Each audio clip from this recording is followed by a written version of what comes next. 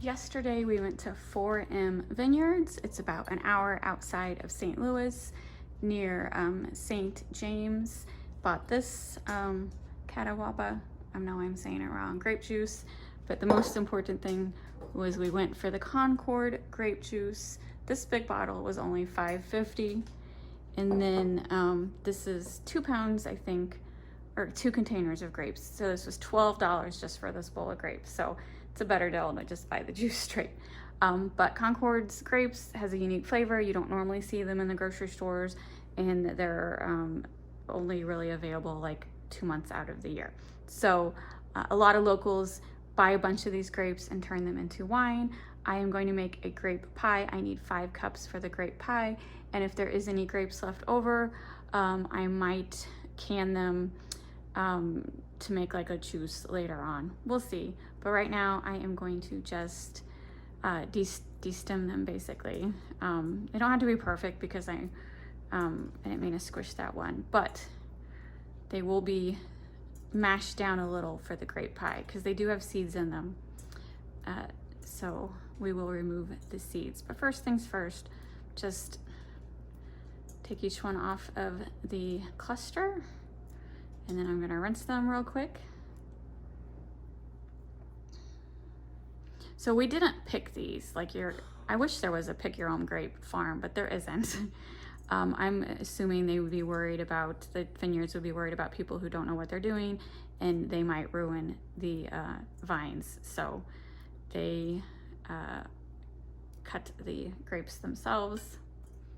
And I posted a video separately on that trip. It's just a small vineyard. It's pretty cool. It's small, but it's not. They actually make these big bottles of grape juice and supply them to local stores 2 months out of the year. So they have a pretty big operation, but it's like a small mom and pop, family owned, 3 generations.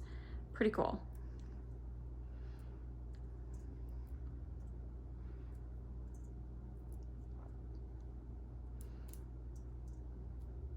All right, well, I'm gonna finish doing this off camera and rinse them, and then I will show you how I make a grape pie. This will be the first time actually making a grape pie, but I think I found a pretty good recipe.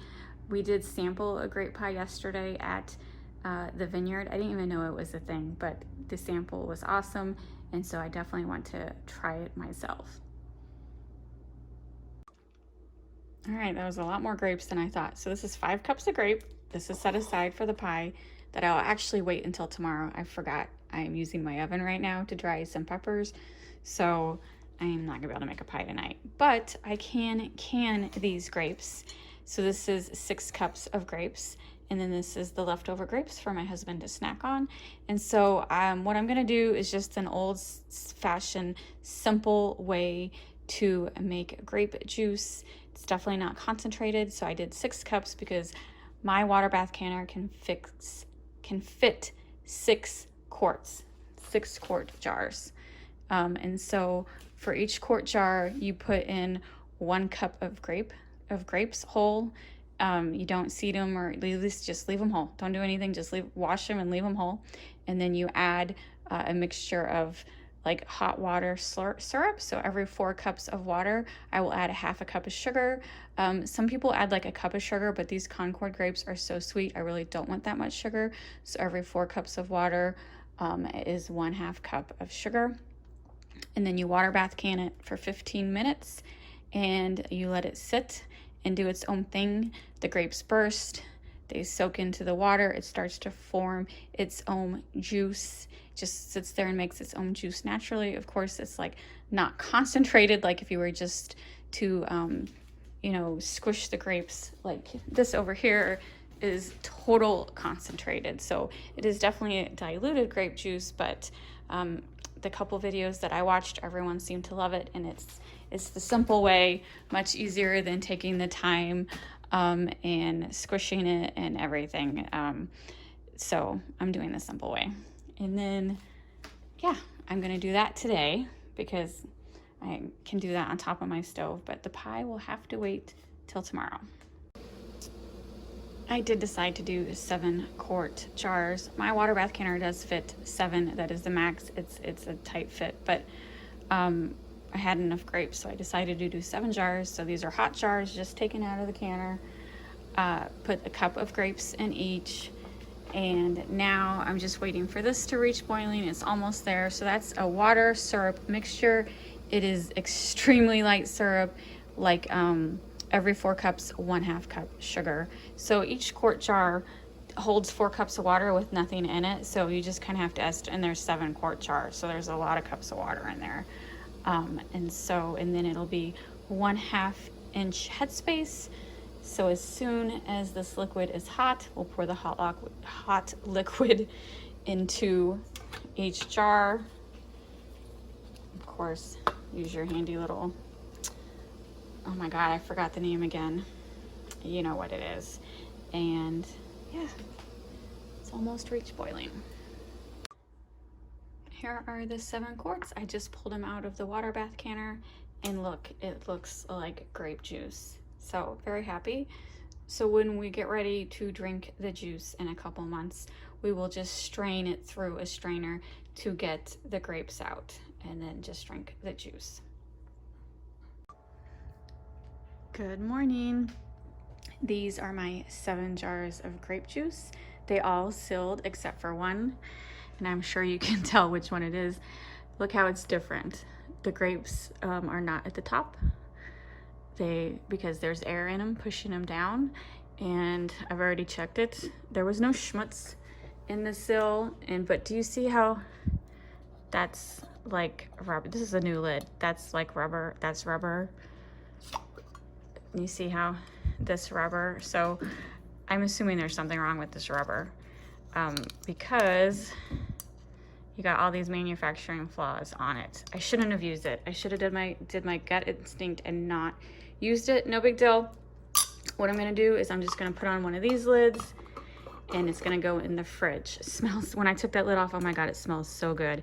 And so we're gonna drink it this week, and it actually is gonna be a good thing, because if we really like how this turned out, and my husband really likes it, we will go back to the vineyard this week and get some more grapes and do some more quarts.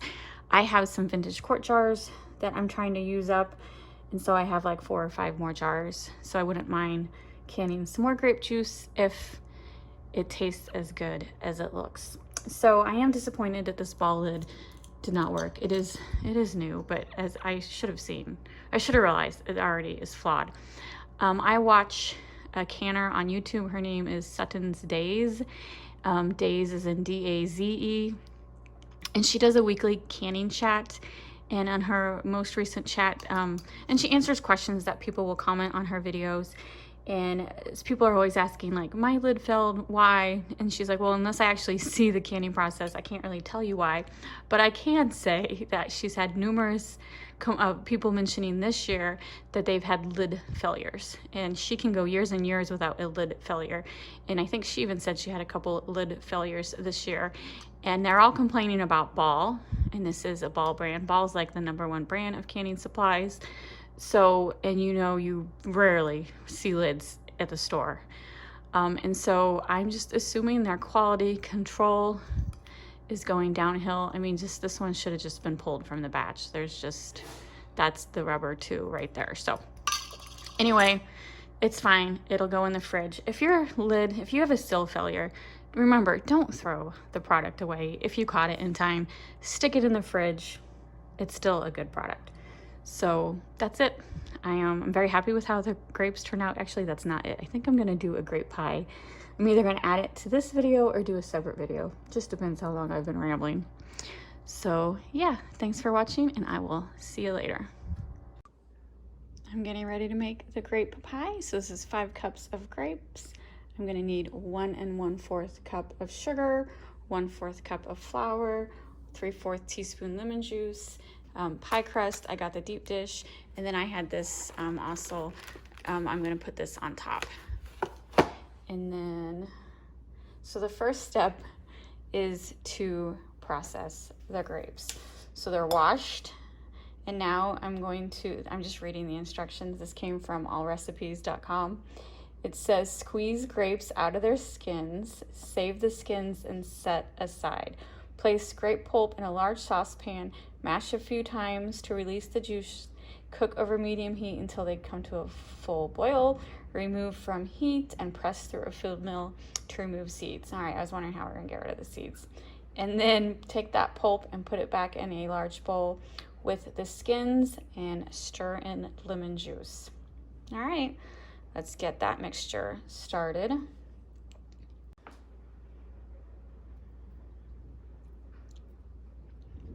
It's kind of fun, just squeezing them. Oh, that one's already squeezed. Can you hear the storm in the background? It's 4 o'clock in the afternoon and it just decided to start storming. So hopefully we don't lose power because that would be a bummer. So you get the idea. Just squeeze out the middle, save the skins in a separate bowl, and there we go.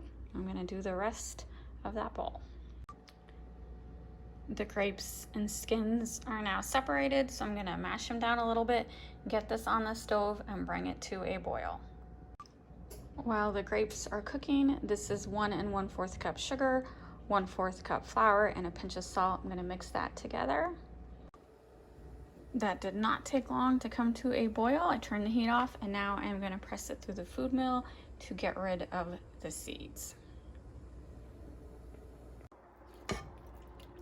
I mixed the pulp back in with the skins and 3/4 teaspoon of lemon juice. And now I'm gonna dump this in with the flour sugar mixture.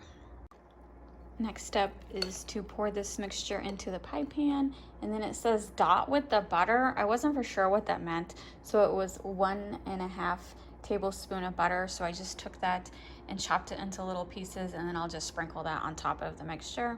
I hope that's right. I've not seen that said before, dot with butter, so hopefully I'm doing it right. Mixture in the pie pan, dotted with butter, and then the next step is to take the other pie crust and put it on top, pinch the ends, and put some knife marks in it for steam vent. Never actually covered a pie with another piece of crust. I usually just go the easy way and do a crumble topping, so let's see if I can figure out how to put another pie crust on top. All right, I think I did pretty good for my first time, and I did some slits for the vent, and we'll see how it turns out. So oven is preheated to 400, and now we bake it for 40 to 45 minutes. All right, we just took it out after 45 minutes. I kind of wish I would have been paying a little more attention and taken it out at 40 minutes. The crust is very brown. It still looks good, and it definitely, that crust split like all the way around. My little marks meant nothing. It smells really good. It is just a little more browner than I would have liked, but it's not burnt. It still looks good. And now we have to wait till it cools down. And then my husband is the one who reminded me to cover the tray with aluminum foil so it doesn't get gross. So thank you, Robert, for reminding me. I always forget that step. Now we just have to patiently wait an hour or two for it to cool down, because it was, when I first took it out, it was like bubbling like lava. 2 hours later, I think it's cooled down enough. I'm gonna try to cut into it, and we'll see if it holds its form or it's very liquidy. I don't know, it caved in a little. I'll have to admit, it doesn't look as good as the one we bought at the Vineyards, but taste is all that matters, right? I'm sure she has a professional oven. I'm sure she has a very nice oven. Okay, believe it or not, the pie is still warm. 2 hours later, it's still warm. Here's my nice small piece. There's Robert's. I didn't do as good of a job. Smells really good. It smells so good. All right, taste test time. As I try not to make a mess.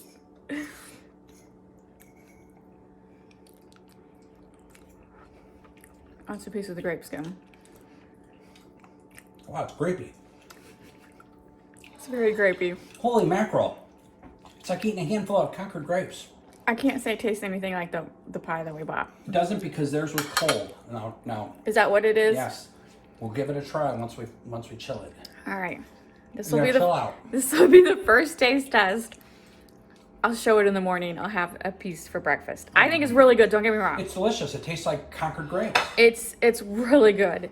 And the filling, I didn't know how the flour filling was gonna work, but the flour and sugar,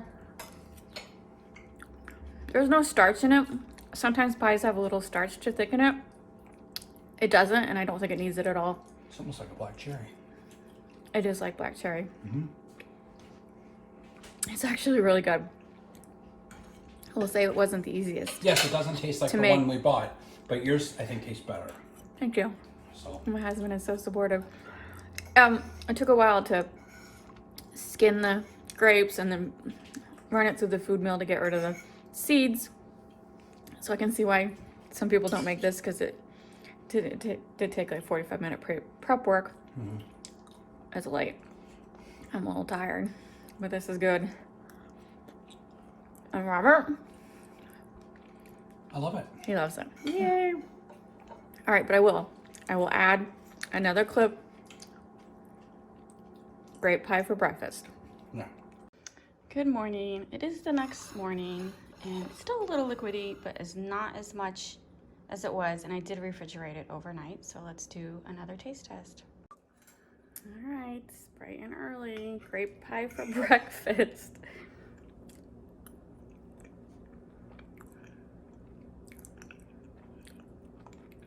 It is so good.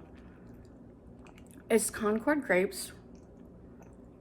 You can't like make grape pie out of like grocery store grapes. Concord grapes are like wine grapes, and what you make jelly and juice, concentrated juice, all kinds of stuff. But it's not the grapes that you snack on at the grocery store.